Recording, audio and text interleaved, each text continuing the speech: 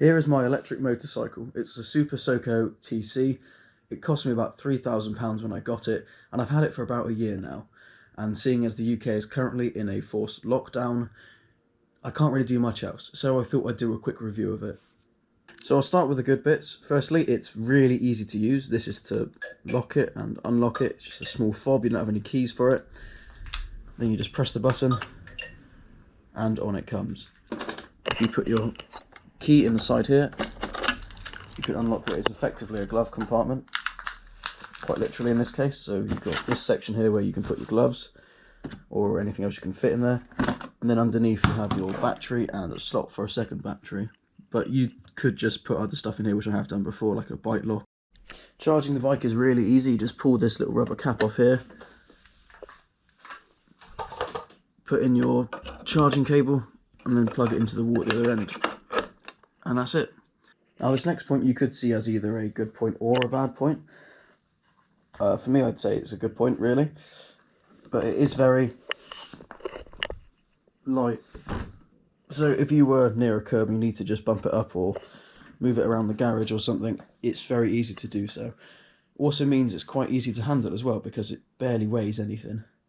So going around corners, even though you're not going to do much cornering on this really, as it's just not built for racing, it is very easy to move around. On the counterpoint to that, it does also mean it's quite easy to nick, but they have thought of that, and there are a few things built into this that will stop people from stealing it. Firstly, it does have a steering lock, so if you put that on, no one's going to be able to straighten up that and push it forward, meaning it's going to be quite difficult to steal it unless they just lift it up, which you probably could do with just 2 people. However, if you did leave it unlocked and someone did try and just push it whilst it was unlocked, or locked rather, what it will do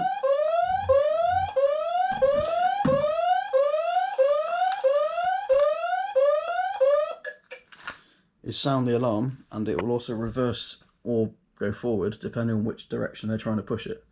So it will basically fight you as you try and take the bike away. Really, still the best way to avoid it getting nicked is just to lock it up sensibly like you would with any other bike. Now for me, of course, the main thing that drew me to it is the way it looks. It is quite a pretty bike, especially for something, for what it is. It's definitely looks better than it does everything else. It's an eye-catching bit of kit, and it does turn a lot of heads for a few different reasons really, mostly because people look at you confused as they can't seem to work out why you're moving but there's no noise coming out of your vehicle. That's always quite fun, because wherever you go you always get a sea of confused faces at anyone that looks at you. But of course there is then the drawback of people don't hear you as much if you're on the road. So if there's a van driver on your right hand side who thinks he's going to just pull over to the left without checking his mirrors, he won't see you and he won't hear you. Now in terms of riding experience, I do quite enjoy it. It's really, really soft, it's very smooth, there's no shaking, there's no juddering, and of course there's no noise. So if you ride out into the countryside, you can hear everything around you, which is quite nice. And it also means if there's a horse coming up around the corner, you're not going to startle it and you can just cruise past, and you don't really have to worry about it twigging. I mean, I've done it plenty of times now and they barely even pay me any attention. As of course it's completely automatic as well, there's no gears or anything. It's really, really easy to ride. Anyone could ride this bike. You don't need to have any experience, I don't think. Well, legally of course you do, but in terms of actually riding it, it's not a difficult thing to do. Anyone could pick it up. I've let my mate have a go on it on private land. It's not difficult to do.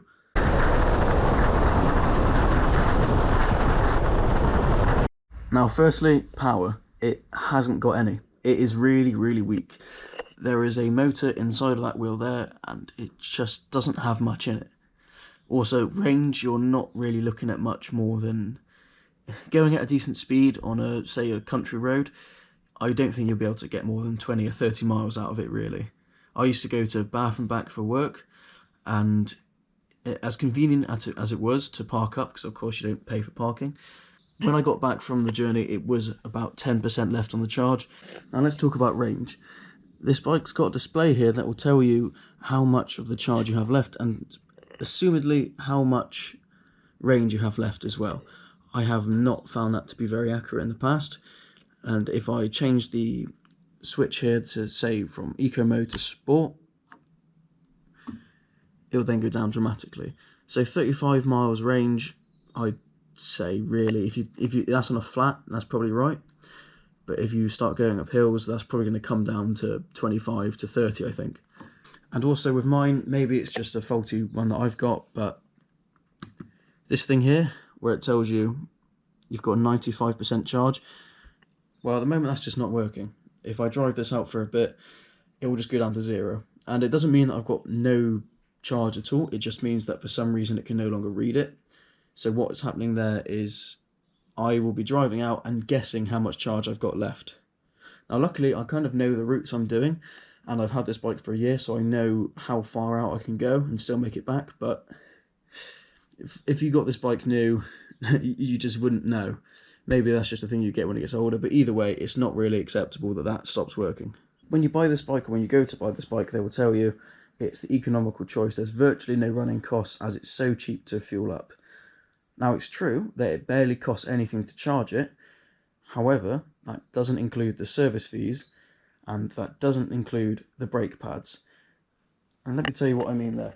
Of course, there's a brake on each wheel. There's a brake pad and there's a brake disc. Now, after 3,000 miles of me riding this bike, we needed a new disc and a new brake pad on each wheel. Now that's because this bike doesn't have any engine braking, so the only way that you're going to slow down is by putting your brakes on. And in total, I think that cost me about £150. Yeah, it was about it was £140, I think, altogether, for both brake pads and plus the labour. And that was after 3,000 miles.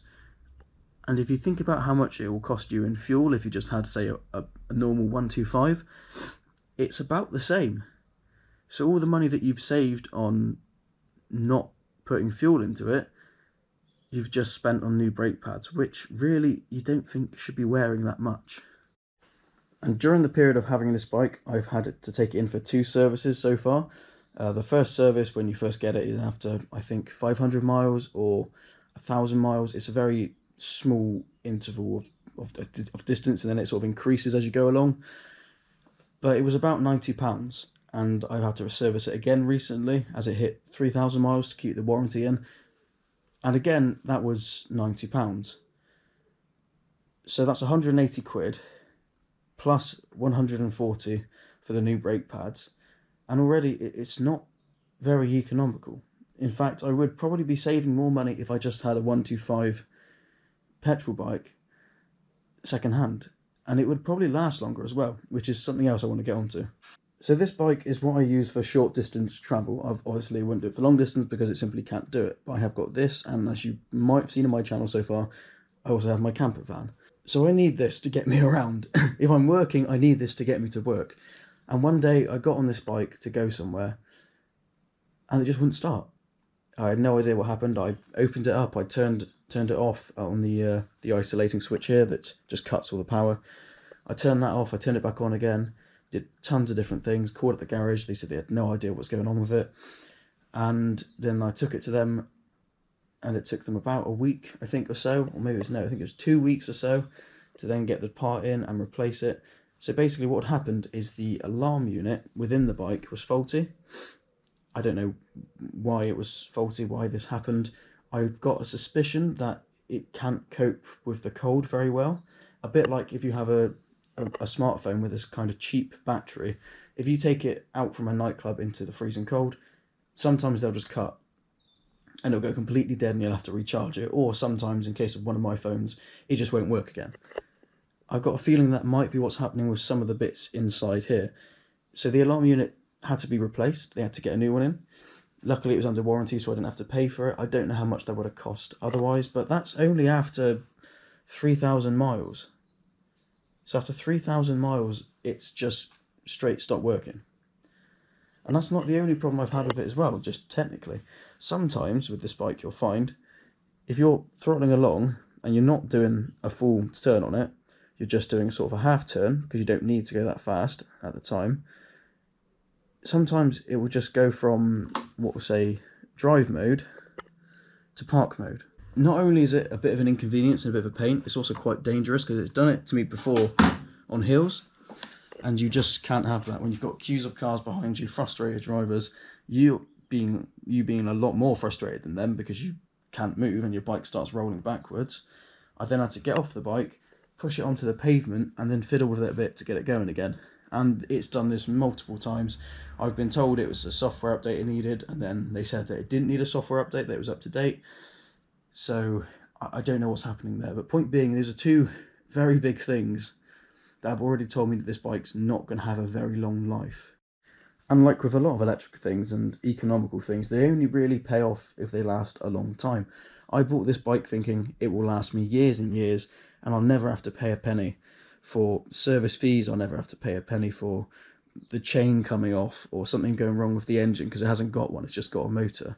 Well, that's what you're told when you go to buy one of these, and it's already had problems, and I barely had it a year. It's not going to last. I can't see this bike lasting 5 years.